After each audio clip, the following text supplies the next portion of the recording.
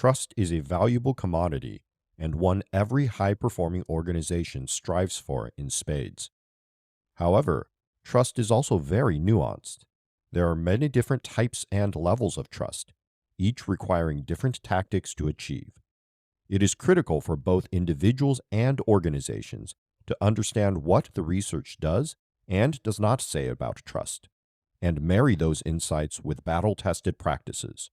Only then can they get the most out of the time and money spent on their trust-building initiatives.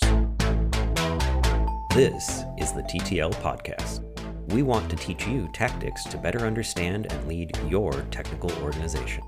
Grounded in our extensive experience leading teams and organizations, both large and small, and guided by the best research available. Welcome to another episode of the TTL Podcast. So for the past week, Mon-Chaio and I have been debating trust. We're going to try to walk through trust in teams, distrust in teams, and tactics that you can use depending on your context and what you can do to improve that trust aspect. But first of all, Mon-Chaio, I'd like to ask, why does trust matter? I was going to mention this if you didn't mention it. I think perhaps for our listeners, they might say, fine, you've been talking about it, but you two talk about a lot of things that perhaps we don't care about. Thankfully, you don't record them, or maybe, unfortunately, or maybe we you do. Right. But as we were talking through trust, we thought it might be an interesting topic because there is so much out there that says the foundation of a high-performing team is trust. If you look, for example, at Harvard Business Review, they have an entire section dedicated toward how to build trust within teams. It is a central part of what they think successful teams require, and they spend a lot of research energy writing papers about this. And I think beyond that, you can see that throughout the industry, people mostly will say, yes, we need to build a high trust team. Or they will use proxies of that to say, we need a team with psychological safety, and that is built on top of trust, perhaps. And so I do think trust is important, but I also think that trust is really muddy, right? There's so many different ways to think about trust. What does it mean? And this is something that I found when we were reading up for this, as we were going through various papers and articles. We found so many different definitions of trust. And they're all slightly different. And in the end, the conclusion I came to was, if we just kind of go with our gut feel about what trust means, it's probably good enough for most of us. Do you think that's true? I agree. I think that there's some small portions, which if you read the research, you might say, oh, that's a little bit unintuitive, or it's a nuance I hadn't thought about, but it's important nuance to bring in. But for the most part, I would say that our gut feeling tends to do a pretty good representation of what research says in many different fields. And I think the nuances of each individual researcher or paper or discipline, because we were finding differences between disciplines, between law and psychology and sociology, I think in some ways those will only matter if you have a particular problem on your team. I think for most of us, though, we can just go from our intuition that trust is this positive feeling about other people in terms of how they're going to be behaving with you. I think that makes sense. Why don't we take a stab at, in 15 or 20 seconds, talking about what do we think trust is and the portions that we agree about with regard to trust. Okay, yeah. I'll take a quick stab. I actually liked one definition I did find, which is very simple, very plain, which is that trust is a positive expectation about someone else's behavior, and distrust is a negative expectation of someone's behavior. I like that. I would also add there are some people who talk about trust who say it is the ability to predict somebody's behavior. Yes, and I've heard that as well, which we'll get to in tactics, won't we? That Absolutely, we prediction of someone's behavior will become important. Absolutely. So you mentioned a positive expectation and a negative expectation of somebody's behavior is one thing that we can ground on as a definition of trust. Another perhaps is that we can agree to the fact that there are different levels and types of trust. Some weaker, some stronger, or maybe just some different than others. and that you can grow in trust or you can decrease between those levels in trust. Yes. And one of the papers that you brought up had a very interesting analysis of this, which may not always be true, but I think it's still a useful idea to have, which is that as you gain more trust, as you move up in your trust scale, if we can measure something like that, that as you get higher, you're kind of more robust. Actions that would destroy trust or remove trust don't have quite as much of an impact the higher you go. Small, untrustworthy actions on a low trust team will kind of bring it down quite a bit. You might kind of lose almost all trust. But if you already have quite a bit of trust, an untrustworthy misstep, more likely than not, will not take it all the way back down to a low trust team. Right. I agree with your resilience part. I'll give you an example of this in a non-business relationship. My wife and I have been watching Indian matchmaking on Netflix. I've I never don't know heard if of you're that, but that familiar with sounds that. fascinating. It's a show about an Indian matchmaker who tries to matchmake with Indians from various parts of the world, the US, the UK, in India. But she's dealing with a lot of modern clients, obviously, because it's a Netflix show set in 2023. And you will see her clients go on dates that she set up, and a single misstep in communication or misunderstanding or unstated thing will bring them back down to the point of, I never want to meet this person again. And she comes from the older world of arranged marriages, where you give people time. When you hear these missteps, you think, oh, this is just step one, right? I have to be with this person my whole life. So let me look past that for now and see what positives I can find and continue on my way. So I think it does make intuitive sense. And if we remember our dating lives back before we were married, I think it does make intuitive sense that right now, when your wife has untrustworthy actions that she performs, it doesn't cause you to be like, hey, we're out. I never want to see you again. Right. But perhaps if it was a first date, you'd be like, oh, this is a deal breaker. I'm gone. And also you touched on a tactic that we could go over a little bit, which is one on the side of someone trying to preserve trust, which is assuming positive intent. If something happens, not immediately deciding that it was a bad thing that the person was intending, so eroding trust in your own mind, but trying to reframe it in a way where you can assume positive intent in order to give them another chance, give a better explanation of what's going on. And that actually is one personal tactic to use when in a situation you see something happen and thinking of what other explanations are there. It won't necessarily build trust, although it might, especially if you test those other stories you come up with to explain the intent the person had in their action. But it definitely helps slow the erosion of trust within the team. I like it. And it is something that I try to use to varying degrees of success. Yeah, sometimes it's really hard. And sometimes you actually need to lean on another person to help you find that other story that is that positive intent. Right.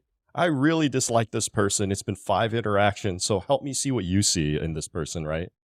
I think the other part of that, and maybe this is a good chance to segue, is I also think it depends on whether that is a relationship worth building trust in. Absolutely. Both in terms of the time you have to spend, as well as the results that you're going to have to get out of it. Yeah. Not every interaction in relationship needs high trust to function. That is correct. Also, when you assume good intent, you put yourself in a vulnerable position, which I would argue allows somebody, if they were attempting to actually take advantage of you versus just being misunderstood, allows them more inroads to take further advantage of you, right? Isn't this how grifting works? I think it is. And it's a very good point, which is that we're talking about trust, and building trust, it always takes a bit of vulnerability. And it becomes a question of how vulnerable do we want to be, or can we be in a particular situation? And vulnerability, we should probably define that a little bit. Vulnerability is your openness to either social or emotional harm in some way, a risk that something could happen. And it could be either social, like you have a colleague who is out to get you because they're all out to get you. Or it could be emotional, where you need to do something and your self-esteem, your own self-image may take a hit because of what you learn. I like that you use risk or harm. I think that is so central to vulnerability. You often hear or read in literature this idea of openness or transparency, and how you build high performing teams by being open and transparent. And I agree that that is important, but I think there is a clear distinction between being open and transparent in a way which has no possible negative impact toward you versus one which does open you up to harm. And I think one builds trust much stronger than the other. Yes, absolutely. From my own experience, sometimes it doesn't even take all that much, actually, but it's still something that can feel very vulnerable. I was working with a team, and on that team, I would just talk about my day. I work from home. They were in other places in the world. And I would just talk about my day, what I was up to, what I'd been doing that weekend. And that openness, where it was a bit of vulnerability, I was talking about things that were not work. And Right. people could have taken exception to that, and they could have said, oh, that's a terrible thing. I don't like that. Or just decided they don't like me and actually withdrawn. And what it did, though, was built a bond that was much stronger than if we had just always focused on the task at hand. Mm-hmm. And in fact, when I left that job, I had one of those people tell me that she had never had a manager do that. And it was liberating that we could actually talk about what was going on at home. I think that's an interesting example. I feel like I have seen that happen as well. I've also seen it not be as effective. I used to run a meeting where a good chunk of it was us talking about our day and our personal lives, as well as less transmittive communication of information, where I'm communicating specific information that you need to do your work. Mm-hmm. And interestingly enough, I found that meeting to be less and less attended. It was well attended when there was peer pressure, but when there wasn't peer pressure, people just dropped out. There was I'm really busy. There's a lot of stuff I have to do. I have to debug. So I do think it is a good tactic. I just have found that it hasn't always worked that well. Right.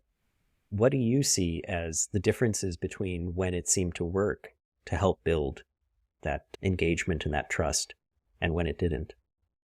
I don't know. I can only posit some guesses. One guess is the want of the other party to reciprocate. Yes. Yeah.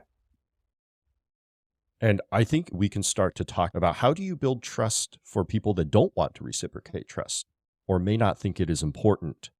I also mentioned the peer pressure part. When people were in the office, it was very much of, hey, let's go together. I think this meeting is important. Ah, yes. This is a common issue in remote teams, is the kind of slow disengagement from what used to be very enjoyable activities. And now it's turned into a burden. Right. So I think it's important, and I'm working with you pair programming, or I'm just in the pod and it's 4 o'clock and it's time for the meeting. Let's go. If we do think it's important to bring the reluctant folks along, I think the peer pressure stuff tends to work. I think it tends to bring them along. And I think oftentimes in a remote first world, they don't get brought along by the peer pressure. I'd like to go on to that topic that you've brought up about people who are reluctant. Mm-hmm. And I think to me, it opens up an interesting question. Let's go to a programming metaphor here. Mm-hmm. Is trust a directed or undirected graph? If the people are the nodes and the edges are the trust relationship, does the edge from me to you have to be the same as the edge from you to me? Does it have to be symmetrical, or can it be asymmetrical? I think it can be asymmetrical. Yeah, I think so too. To me, that's the only one that logically works. If I accept that you're a separate person, it has to be asymmetrical. It's asymmetrical to me within bounds, though. We talked about at the beginning that we both agree that there's different levels of trust that can build on top of each other. And this concept of the higher levels makes it more resilient. I like to think that perhaps on those edges, it can be asymmetrical within some delta of, let's say the bottom level of trust is 0 and the top level is 100. And so you might say it can be asymmetrical within 6 points. So within a fairly tight bounds, you're thinking it can't really be reciprocated.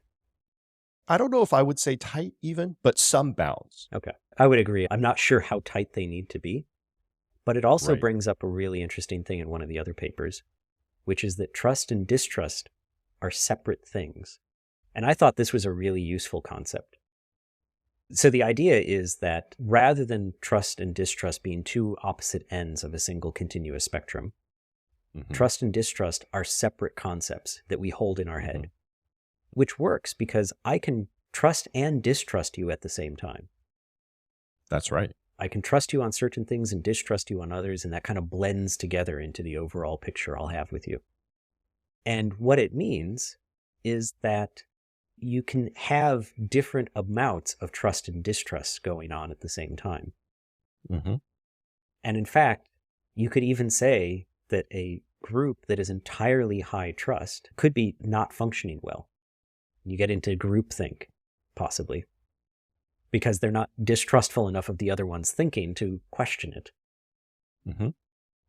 And so I think in this kind of like, what do you do with people who maybe aren't reciprocating that trust building?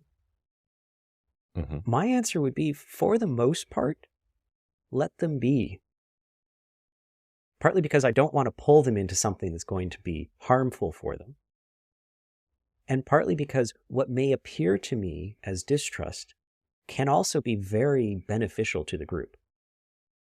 Now, if that distrust is in like undermining the group and things like that, that's probably not great. But if it's distrust on things that actually help the group, distrust of just going along with my reasoning as the manager or going along with the lead at all times, if it's that distrust of, I don't understand your reasoning here, tell me more, I think that can be okay. Or if it's them purely protecting themselves because everyone has their own life circumstance and they just don't trust us enough to tell us really what's going on at home, that is their prerogative. And so if they don't want to reciprocate me sharing my weekend, that's all right. It brings up to me two interesting thoughts. One is I like the fact that you mentioned that trust and distrust are two separate spectrums. I buy that. And I think that, seems intuitively correct. It's because you don't distrust me enough.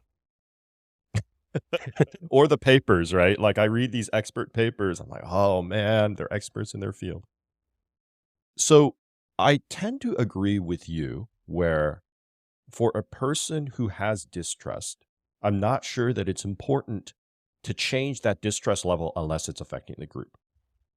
To some extent, there may be other behaviors in which you want to decrease or increase their distrust level.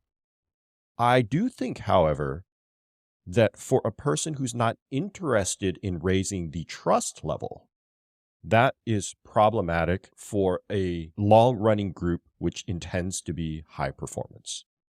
I would say once again, only if it's creating problems. I don't need to have trust constantly improve unless it's becoming a problem for becoming a higher performing team. But I definitely don't want it to erode. That's a little challenging for me because it's very difficult to measure the performance measure of a high performing team. Is it high performance? Can it be higher performance? That's true. That is a good point. I haven't thought of it that way. Sometimes that's a lot of a gut feel, or you only know it 3 months after the fact about whether you were able to accomplish something or not, and you retrospect and you say, oh, if only. If only we'd actually had that trust. It turns out that trust was the thing causing the problem. And if we'd just been paying attention to it more and building that just as a default, it probably wouldn't have been a problem. Right? So I think sometimes it's very difficult to say, hey, individual who's not interested in building trust, are you or are you not preventing us measurably from becoming a high performance team? That's a good point. I will have to think more on that. Should we try to get some tactics people can use to build that trust on a continual basis? I was going to offer another possible tactic, but we can decide which one we like better. Yeah. One thing might be to talk about tactics around when you don't need to build trust. Are there different team, project, composition situations, and where you can say, hey, if you have a low trust team, it's fine, and here's how you can still execute? Versus, are there other situations where if you have a low trust team, you have to really step back and say, ooh, let's not even focus on the execution part right now. We need to spend 3 months not shipping any. You can't really say that, but you get my meaning. Not shipping anything and working on this trust. I think that's an interesting one because it actually gets into these different levels of trust as one of the papers defined them. And I think we can simplify it. They had 3, but I think we can simplify it down to 2. So they had calculus-based trust and identification-based trust. Mm-hmm. And let's take the scenario. You're a software contractor. You get hired into a company. You're on a 6-month contract. You're there to join a project to do a particular job for them. Say you're a DevOps engineer and they need you to set up a Terraform system to handle all of their Azure infrastructure in a infrastructure as code manner. They have a few terrible scripts. You're there just to get it all transformed over to Terraform in a standard manner, train up the team a little bit, and move on. For that, you're there for a very short time. You're not part of the organization. You're not part of that team. Maybe you'll come back in the future. Who knows? There, you need calculus-based trust. Calculus-based trust is basically the trust you get from knowing the procedures, knowing the law, knowing your contract. You're there because you've got a very specific job to do, and you have the trust that they're going to honor the contract. They have the trust that you're going to do the job. Let me interject briefly. Calculus-based trust is you have that trust because you know there are processes, procedures, or detriments to not following that. You won't get paid if you don't do your job. People will get fired if they don't do something. They'll get a bad performance review. So it is negative deterrence-based trust. Yeah, the place that they got the name calculus-based, they used to call it deterrence-based, and I actually prefer that more, even though that name seems to have gone out of practice. I agree, and I don't know why it's calculus now, because I think it's less descriptive than deterrence. But anyway, back to your example. So yeah, that is one of very short-term. It's very procedure-based. It's very tied to an agreement, and that's what you're doing. Does that sound like one where you don't need to get to that identification-based trust, which is one much more about the I understand you, you understand me. We can think in similar ways. And I can believe that what you do, Mon-Chaio, is done understanding my interests and to further my interests. So you're saying in your example, you can do without that? Yeah. You don't need that in that kind of contract. You don't need example. That. I think so. I have 2 questions for you around your example. One is if you're the manager of that group and you have 10 contractors, or maybe they're not even contractors, maybe it's a group that's being brought together for 6 months to do a thing that the company needs done. And you see that this is a group that has no identification-based trust. It is all calculus-based trust. Are you okay with that? And are you saying, look, I don't need to spend time doing anything to build trust beyond calculus-based trust? That's the first question. And then the second question is, do you think that you would consider this group a low-performing group because of the lack of trust? Or are we saying that, hey, for some types of work, maybe lots of types of work, who knows, you aren't necessarily lower performing because you have low trust? I would say it's not necessarily direct connection. It's one of these things where it's probability. And so it's not necessarily true.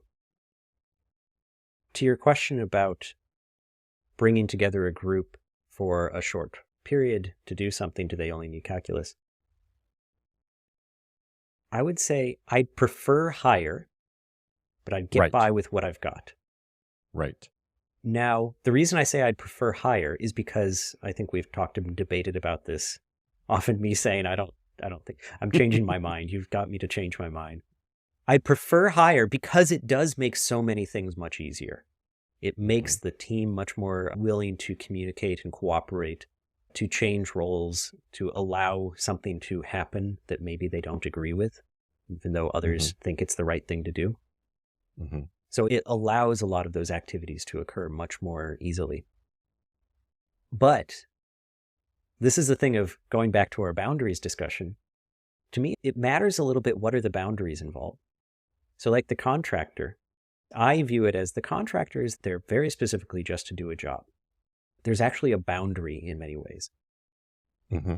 Now, I know contractors, at least in Europe, get used for much longer engagements and might be around for years, in which case that completely changes it. And in fact, even in the contracting world, there's a word for that. It's called going native. Right. But taken as this abstract, I would want to, as much as possible, build up enough of that group identity that I think people could get further away from just purely deterrence-based trust and get more towards the identity-based trust, if we can do that. And so it wouldn't be necessarily for that little group of people who've come together for 6 months. It wouldn't be just for them. It would be more of like an ongoing thing for the entire department or the entire company that we'd be pulling from. That jives with the way that I think about things generally as well. I think for some people would call them tiger teams, people that are brought together to solve one specific issue that's causing problems. Or for short-lived teams, teams that are only around to ship a product or ship a feature and then they break apart. I think you can be a relatively high-performing team with just deterrence or calculus-based trust. And in fact, identity trust, I think, takes a long time to build. And it's not linear, right? When we talked about being vulnerable, you're vulnerable. And if you're shot down, now you're less motivated for a little while before you're willing to be vulnerable again. So it is not always an upward slope. And if your team is around for 3 months, 6 months, 9 months, man, are you willing to deal with the ebbs and flows of that? I would say generally probably no. And if you were going to try to spend time working through that, you may even become less effective than if you were simply to execute through calculus-based trust during that short time period. Yeah. And I think that is the tough position that leaders are in. They need to decide, are they in a situation where it's effective or needed to model that vulnerability, to start building that trust? Because that's really where a lot of this is going to need to start from. As humans, we quite often look to particular people who we consider to have authority or leadership, and they're the ones that will start setting the tone about how everything's going to be approached. So if that leader is in a situation and starts trying to have that vulnerability and no one around them believes that that's the situation, they might change it or they might not. But everyone's going to look to them about how they're behaving. And so I think that it's going to come down to the leader's take on the situation and how much they think they should put into that.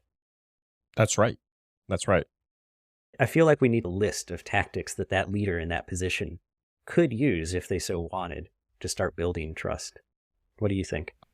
I would like to do that. Let me say one more thing in this vein. I think what listeners will actually find interesting is I'm guessing a lot of the future topics that we touch on will touch on behaviors that we believe work well for not these short-lived teams that break apart after 6 or 9 months, right? We might talk about psychological safety. We might talk about the need for collaborative work versus siloed work, right? There was a paper which said, hey, when teams have low trust, they tend to go more towards siloed individualistic work. It is very difficult to get them to put the good of the group above the good of their individuality. And there are a lot of companies I've worked for which have the mantra company first, team second, self third, which I actually love and I use.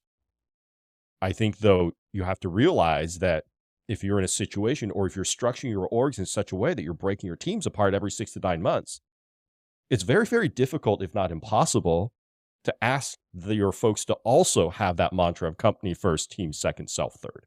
Yeah. So I think that that is something that listeners should keep in mind, which is today we're talking a lot about, hey, some of the tactics that you can use if you're in these situations where you probably don't need long-term trust building. However, I think for both of us, maybe just for me, we do think that ideally, and as much as you can, not in all parts of your organization, but as ideally as much as you can, you should be building longer-term organizations that can build a longer-term trust. See, I see these as very similar. I think it's because I aim for teams that are very fluid. And so the trust building within that particular team won't be vast. It's more of a continuous activity happening within the entire organization so that we can create those teams that come and go. I think we actually agree. I think it's just the boundaries and our definitions that are different. To me, the fluidity within your teams, I wouldn't even call those an organization, right? I would just call those teams or whatnot. Okay. But the organization is long lasting. Yes. I think it is important for that organization to be long lasting. And if people agree that it is, then you can start to build high trust within that organization. Yeah. Yeah. Whereas if you have a company which doesn't have that long lasting organizational boundary, then you're just teams that are breaking apart all the time. And I've seen that with companies that are entirely made up of short-term contractors. Mm-hmm. The technical team has no ability to build that larger trust. So they are very much more based on what's my task? Give me my task. I'm going to do it and I'll move on. And they don't have much hope getting beyond that. Right. And this also touches on something we touched upon, I think, episode 1, maybe, or maybe it was that episode that we didn't publish ever. Some organizations think that they can have teams that are fluid and breaking apart. And at the organizational level, they can build longer term trust. But that organizational number is like 5,000. It's much greater than Dunbar's number. And so then you say, well, can that be the first level at which you think about a long term team that can build trust together or not? But that's a lot to touch on. What specific tactics should we give people here? Yeah, getting to the specific tactics people can use to build trust. We've touched on one already, which is to be vulnerable. Now, it doesn't seem like that's a specific tactic, but it is. There is a tactic there of being vulnerable. It means opening up about the way you're thinking or feeling. Mm-hmm. And so that can be things like using the phrase and filling in the end of it. The story I'm telling myself is one vulnerability tactic, which is the story that I'm telling myself, Mon-Chaio, about what happened last week is, and then you tell the person, what is the thing I'm saying? And that is a thing of vulnerability. Mm-hmm. The next one is the one that actually shows up all the time in literature on trust, which is be predictable. If you say you're going to do something, do it. If you say you're not going to do something, don't do it. It seems kind of strange to say, but yeah, absolutely. That is a very fundamental thing, which also then brings up, don't tell someone you're going to do something that you can't do, because that starts eroding trust. I like both those. What else you got for us, Andy? So I'm taking a lot of this from the book Agile Conversations. It's a layering of different types of conversations. And if you haven't read the book, I would suggest reading it. And the next thing in their trust conversation chapter, which is the first chapter about conversations, is another one called TDD for people, is what they call it. It also is called the ladder of inference. And it's actually a specific way of being vulnerable. So TDD for people is the idea that you start from what exactly you saw. So, Mon-Chaio, I saw right now that you just took a drink of water. Is that right? Yes, that is All correct. right, you just took a drink of water. And now that I've confirmed with you that I saw something that you also saw, I attribute some meaning to it. And I say, I take that to mean that you were thirsty. Were you thirsty? Yes, I was thirsty. Excellent. And the fact that you were thirsty makes me think that maybe you're starting to think that we're talking too much. Are we talking too much? No, not in my mind, but maybe in our listeners. Okay. So I'm glad that the assumption that I put in, I validated that I was wrong and I got your story now. Mm-hmm. So that's another tactic for building trust, which is this going back and forth through what did I see? What meaning am I ascribing to that? What assumptions am I bringing to it? What conclusion does that bring me to? And now what do I think I need to do based on that? Mm-hmm. And it's just step someone else through my ladder of inference to see if it matches your ladder of inference. Those are 3 great things. I like all of them. All right. What I would also layer on top of it, and we often do this, right, where I think You come in with specific tactics around individuals and team behavior. And often I come in with tactics on organization building and company level type things. Yeah. That's what I'm learning through these conversations. We didn't work together for a long time, and we took slightly different courses, and it's fascinating how we end up thinking differently and yet the same about this stuff. Right. I would say just at different granularities, right? But I think the tactics that I will offer are complementary to yours. I agree with all of those things. And I think as a leader, not just a leader, even as an individual, you should practice those things to try to up the level of trust within your team. We both agree, regardless, higher trust is better. Mm-hmm. There's no doubt about that. There is a tax, just like everything else. To get better at something, you have to put work into it. And the work doesn't come for free.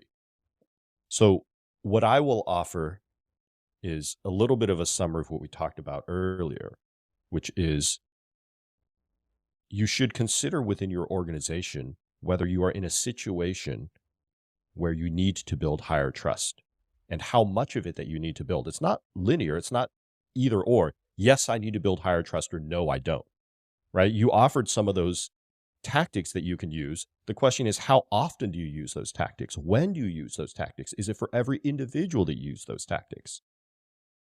And I would suggest that if you are in an organization which is breaking apart a lot, and I'm talking about orgs here, not teams, right? If you are in an organization which is breaking up a lot and primarily has short-term things that you gather people together to do, then I think you should really focus on strengthening that calculus-based trust. Make sure that you have the right processes and deterrence mechanisms in place to get the highest possible effective performance that you can out of your group. And do you have any particular things to do to build the calculus-based trust? I think this is what most people talk about when they talk about processes.